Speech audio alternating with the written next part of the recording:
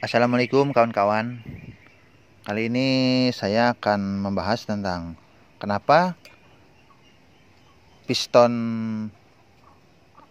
dan head itu gampang berkerak. Kenapa? Nah, saya akan jelaskan ya. Ini terlepas dari oli sampingnya merek apa, mau yang mahal ataupun yang murah, gitu kan? Nah, saya akan jelaskan ya. Ini berdasarkan pengalaman saya, berdasarkan riset saya gitu. Ya mungkin ada yang berbeda, ya mungkin ya namanya orang kan, berbeda-beda pendapat itu wajar ya. Tapi ini yang saya alami, yang saya riset dan saya perhatikan dari setiap blog gitu. Nah ini kebenaran sih blognya blog Vespa ya, head Vespa ya, sama lah di RE King, pokoknya mesin-mesin 2 tak lah. Kenapa di headnya itu cepat kotor, di pistonnya itu cepat hitam gitu, kenapa nih gitu. Jadi kalau menurut pendapat saya, kenapa head sama piston cepat hitam, cepat berkerak gitu, bukan disebabkan sama oli samping murah atau mahal gitu, tapi arah-arah di dalam lubang silinder ini. Kan ada lubang transfer, lubang busport gitu kan. Nah, fungsi transfer kan mentransfer bahan bakar udara segar untuk dikompresi menjadi tenaga. Fungsi si busport mendorong sisa gas bakar menuju lubang exhaust. Nah, jadi gini, ketika telah terjadi pembakaran dari atas tuh, dari sini nih dari sini kan begini nih, sebentar, ini kan begini. Nah, ini ya, tuh, dari sini gitu, dia turun ke bawah si piston tuh, cus. Nah, yang harus terbuka duluan itu lubang busport.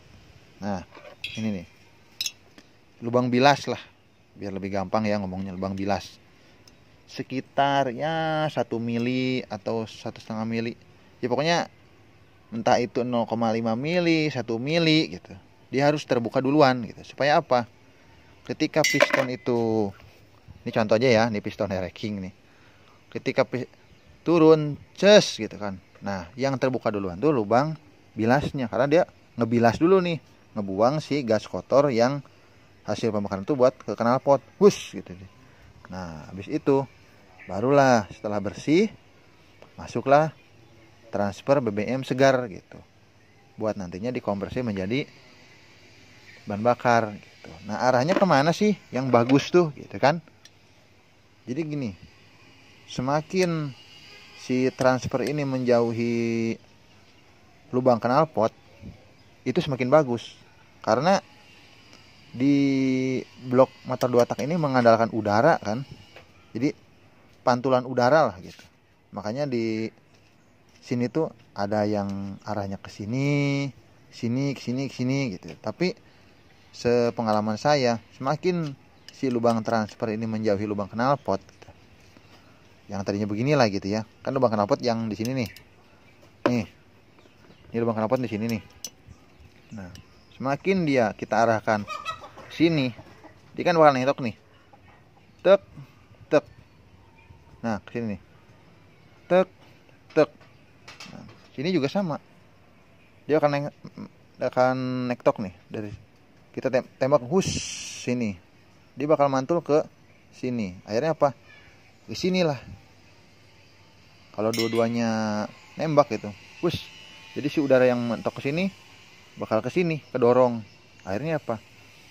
Si gas kotor itu terbuang dengan sempurna gitu. Ditambah lagi busport lebih dulu gitu kan, terbuka lebih dulu. Akhirnya apa? Nah, si di dalam silinder ini yang dikompresi menjadi tenaga itu hanya gas yang bersih. Gas yang kotor tuh nggak ikut, nggak kecampur gitu. Akhirnya apa? Nah, sisa-sisa gas bakar itu hanya sedikit atau mungkin nggak ada yang ikut terkompres sama piston nih, set gitu nih di kop silinder ini. Akhirnya apa? Nah, karena dia terjadi pembakaran itu efisiensi, terus arah-arah si lubang ini bagus. Nah, akhirnya apa? Si kop ini pun bakal menjadi lebih bersih gitu, karena proses pembilasannya itu lebih bersih gitu.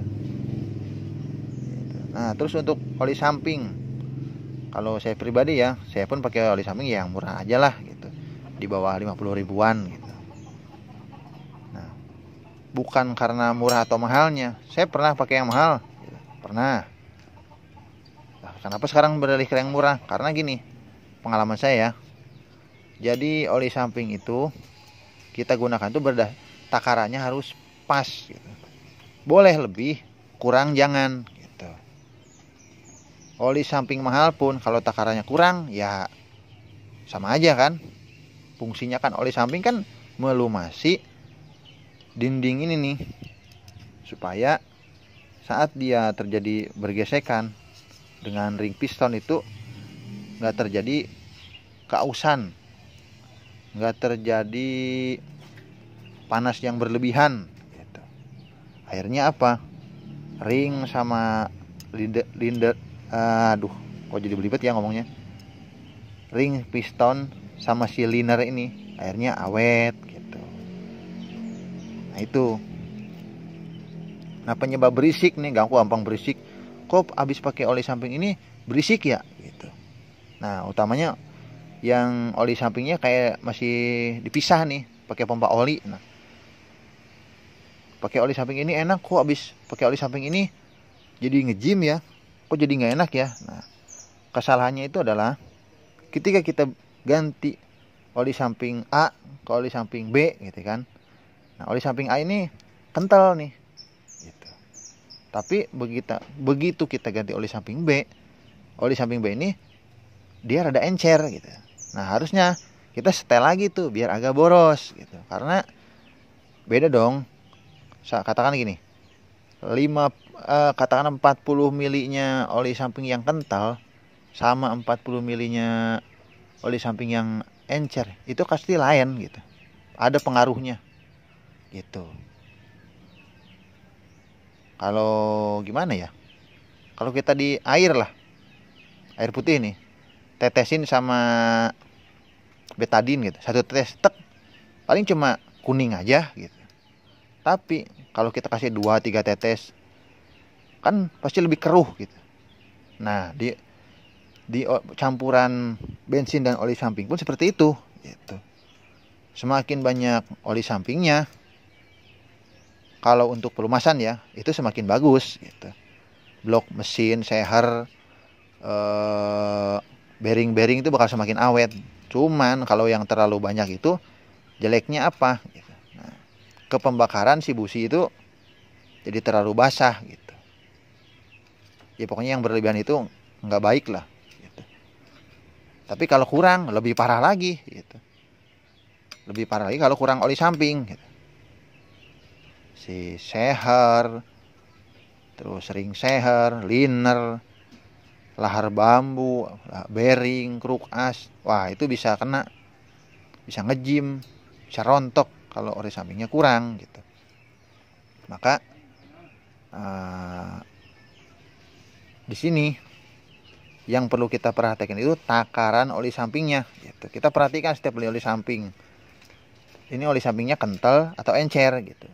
Karena di oli motor pun, oli mesin ya, oli mesin matic sama oli mesin motor kopling itu lain pasti. Lebih kental oli motor kopling gitu daripada matic gitu.